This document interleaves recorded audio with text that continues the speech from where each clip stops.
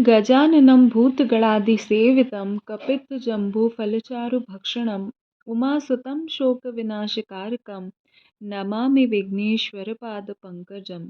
नमस्कार मित्रों, स्वागत करती हूँ आप सभी का। आज की इस वीडियो में हम सुनेंगे संकट चतुर्दशी व्रत की कथा। संकष्टी चतुर्दशी व्रत की कथा बहुत ही विशेष है, क्योंकि इस व्रत में बहुत ही विशेष रूप से माता पार्वती भगवान गणपति की पूजा इत्यादि करती थी, और विशेष रूप से कुछ पूजन करती थी, क्योंकि उसका वृत्तांत आपको कथा में मिलेगा।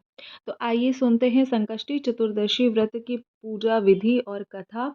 ये जो पूजा रीति है, ये आपके कुल परंपरा के हिसाब से आपके यहाँ पर थोड़ा डिफरेंट हो सकती है, तो आप उसको भी देख सकते हैं या मेरे द्वारा वर्णित भी देख सकते हैं। दोनों में से कुछ भी देख सकते हैं, ठीक है।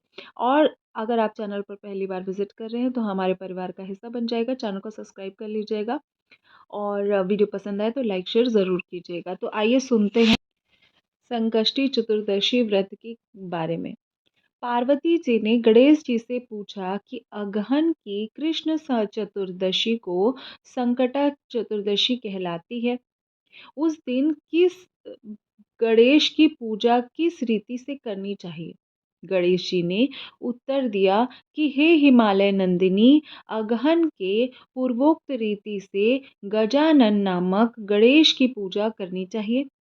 पूजन के बाद अर्घ देना चाहिए, और दिन भर व्रत रहकर ब्राह्मणों को भोजन कराकर जौ, तिल, चावल, चीनी और घी तथा शाकला बनाकर हवन कराएं, तो अपने शत्रु को विभूषित कर सकता है।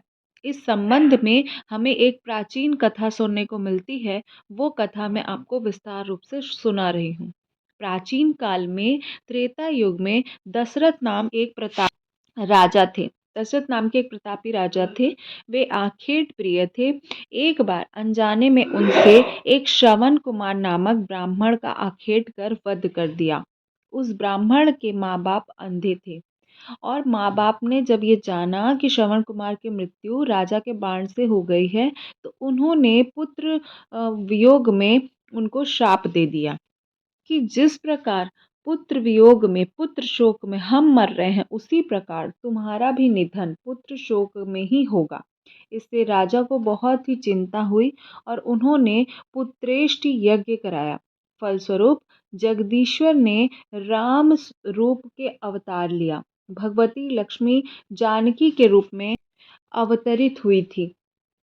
इसी क्रम में पिता की आज्ञा पाकर भगवान राम माता सीता और लक्ष्मण सहित वन केल को गए थे, जहां उन्होंने खरदूषण आदि अनेक राक्षसों व राक्षसियों का वध किया था।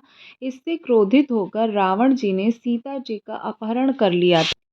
तो इस प्रकार जब सीता जी का हरण हो गया, तो माता सीता की खोज में भगवान राम ने पंचवटी को त्याग करके ऋषिमुख पर्वत पर पहुंचकर सुग्रीव के साथ मैत्री की थी। तत्पश्चात सीता जी की खोज में हनुमान जी वहां पर आकर उनका उनका सहायता करते हुए ढूंढते ढूंढते, तो जब हनुमान जी वहां पर खोज में तत्पर हुए माता सीता के, तो ढूंढते ढूंढते वानरों के गिद्धराज संपाति को देखा। जो वानर ढूंढ रहे थे, उन्होंने संपाति को देखा।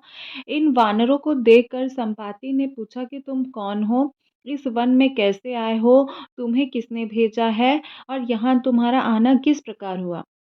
संपाति की बात सुनकर वानरों ने उत्तर दिया, भगवान विष्णु के अवतार दशरथ नंदन राम जी और सीता जी और लक्ष्मण जी यहाँ दंडक वन में आए हैं, और उनकी पत्नी का अपहरण हो गया है। तो हे मित्र, इस बात को हम लोग नहीं जानते कि सीता जी कहाँ हैं। उनकी यह बात सुनकर संपाति ने कहा कि तुम रामचंद्र के सेवक हो, इस नाते हमारे मित्र हो। जानकी जी का जिसने हरण किया है, और वह जिस स्थान पर है, मुझे मालूम है। सीता जी के लिए मेरा छोटा भाई जटायु अपने प्राण गंवा चुका है। यहाँ से थोड़ी दूर पर समुद्र है, और उस समुद्र में राक्षस नगरी है। वहां अशोक के पेड़ के नीचे सीता जी बैठी हुई हैं। रावण द्वारा अपहरित सीता जी अभी भी मुझे दिखाई दे रही हैं। मैं आपको सत्य ही कह रहा हूँ। सभी वानरों में हनुमान जी अत्यंत पराक्रमशाली हैं, अतः उन्हें वहां जाना चाहिए। केवल हनुमान जी ही अपने पराक्रम से समुद्र लांघ सकते हैं, अन्य कोई इस कार्य को करने में समर्थ नहीं है। संपाति के इस प्रकार की बात सुनकर हनुमान जी ने पूछा, संपाति, इस विशाल समुद्र को किस प्रकार मैं पार कर सकता हूँ? जब हमारे वानर इस पार उस उससे उस पार जाने में असमर्थ हैं, तो मैं अकेला कैसे पार कर सकता हूँ? हनुमान जी की बात सुनकर संपाति ने उत्तर दिया कि हे मित्र, आप संकट नाशक गणेश चतुर्थी का व्रत कीजिए। उस व्रत के प्रभाव से आप समुद्र को क्षण भर में पार कर लेंगे। संपाति के आदेश पर संकष्टी चतुर्थी के उत्तम व्रत को हनुमान जी ने किया था। हे देवी, इसके प्रभाव से हनुमान जी ने क्षण भर में समुद्र लांघ लिया था। इसलिए संकष्टी चतुर्दशी का व्रत बहुत ही सुखदायक है। इसके समान दूसरा कोई व्रत नहीं है। श्री कृष्ण अत्यंत कथाओं में इसका वर्णन मिलता है। वहाँ महाराजा धीराज श्री कृष्ण युधिष्ठिर से वार्तालाप करते हुए कहते हैं, आप भी इस व्रत को कीजिए। इस व्रत के प्रभाव से क्षण भर में अपने शत्रुओं को जीतकर संपूर्ण राज्य के अधिकारी बनेंगे। भगवान कृष्ण के वचन सुनकर युधिष्ठिर ने भी गणेश चतुर्थी का व्रत किया था। इस व्रत के प्रभाव से उन्होंने अपने शत्रुओं को जीतकर राज्य के अधिकारी हुए थे। देखिए, मार्गशीर्ष में जो गणेश चतुर्थी का पूजन विधि है, अब मैं वो भी आपसे वर्णित कर रही हूँ, क्योंकि उसका भी वर्णन पुस्तकों में मिलता है। तो प्रातःकाल उठ के नित्य कर्म करके शुद्ध वस्त्र धारण करना चाहिए। श्री गणेश जी का पंचोपचार विधि से पूजन करना चाहिए। पंचोपचार विधि में क्या-क्या आता है? जिसमें आता है फूल, धूप, दीप, नैवेद्य और अक्षत। इससे पूजन करना चाहिए। इसके बाद हाथ में जल तथा दुर्वा लेकर मन ही मन भगवान श्री गणेश का ध्यान करते हुए संकल्प लेना चाहिए। मम सर्व कामना सिद्ध्यर्थे सिद्धि विनायक पूजमहे करिष्ये। अब आप कलश में जल भरकर थोड़ा सा गंगा जल मिलाएं। कलश में दूर्वा, सिक्के, साबुत हल्दी रखें। इसके बाद लाल कपड़े से कलश का मुख बांध दें। कलश पर गणेश जी की प्रतिमा स्थापित करें। पूरे दिन श्री गणेश जी के मंत्र का स्तवन करें या मंत्र जाप करें। संध्या में दोबारा स्नान करना चाहिए। जब आप व्रत रखते हैं ना, तो आपको 2 बार स्नान करना चाहिए। तो द्वितीय स्नान होता है संध्या के समय, और श्री गणेश जी के पूजन करना चाहिए। पूजन सामग्री लेकर बैठ जाएं। विधि विधान से गणेश जी का पूजन करें, वस्त्र अर्पित करें। नैवेद्य के रूप में 10 लड्डू अर्पित करना चाहिए। अब चाहे तो 4-4 के क्रम में या सवा पाव के क्रम में भी अर्पित कर सकते हैं। चंद्रमा के उदय होने पर चंद्रमा की पूजा अर्घ्य अर्पण करना चाहिए। इसके बाद गणेश चतुर्दशी के व्रत की कथा सुननी और सुनानी चाहिए।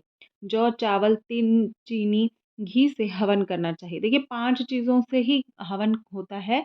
जौ, चावल, चीनी, तिल और घी। आप चीनी की जगह पर गुड़ का भी प्रयोग कर सकते हैं। इन सभी को मिलाकर हवन किया जाता है। तिल में काले तिल का प्रयोग किया जाता है, और घी में शुद्ध गाय के देसी घी का घी यूज़ किया जाता है। तत्पश्चात गणेश जी की आरती किया जाता है। 5 लड्डू 5 लड्डू का प्रसाद के रूप में बाँटकर शेष 5 अगले दिन ब्राह्मण को दान देना चाहिए। 5 ये लड्डू आप अपने घर में भी बाँट सकते हैं या परिवार में भी बाँट सकते हैं। तो इस प्रकार थी आज की हमारी संकटी चतुर्दशी व्रत की कथा। उम्मीद करती हूँ मेरे द्वारा वर्णित संकष्टी चतुर्दशी की व्रत कथा आपको पसंद आई होगी। मार्गशीर्ष मास आपके लिए पुण्यदायी हो, माता लक्ष्मी की कृपा बनी रहे, ऐसी मनोकामना करती हूँ। फिर मिलती हूँ आपसे इसी प्रकार की इंटरेस्टिंग वीडियो में। लेकिन अगर आप चैनल पर पहली बार विजिट कर रहे हैं और आपको कथा पसंद आई है, तो वीडियो को लाइक शेयर ज़रूर कीजिएगा। और चैनल पर पहली बार विजिट करें तो पक्का आप चैनल को सब्सक्राइब कर लीजिएगा, और वीडियो पसंद आए तो लाइक शेयर ज़रूर कीजिएगा। मिलती हूँ इसी प्रकार की नेक्स्ट वीडियो में। आप सभी के ऊपर भगवान गणपति की कृपा बनी रहे।